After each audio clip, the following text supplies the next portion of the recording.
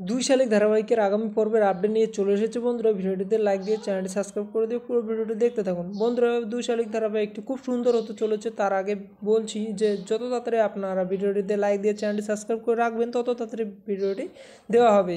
কালীপদ আবার বলে, আমরা আবার ফিরে যাব খেলায়, আর এই খেলার নাম হলো নারী ডান্স। চোখ বেঁধে এরপর পুষ্পর চোখ বেঁধে দেয় এবং কালীপদ আবার বলে, একদিকে মায়েরা থাকবে আর আরেকদিকে মেয়েরা থাকবে। চোখ বাঁধা অবস্থায় নিজের মেয়েকে ছুঁয়ে দেখতে হবে, গিয়ে ছুঁতে হবে। আর এরপর খেলা শুরু হয়। পুষ্প একজনকে ছুঁয়ে বলে, এই তো আমি ধরে ফেলেছি আমার মেয়েকে। পুষ্প চোখের বাঁধা কাপড়টা খুলে দেখতে পায় যে ওটা ঝিলিক নয়, এটা অন্য কেউ একজন। তাই জন্য তখনই পুষ্প মন খারাপ হয়ে যায়। তখনই ঝিলিক বলে, নিজের মেয়েকে চিনতে পারোনি তো কী হয়েছে?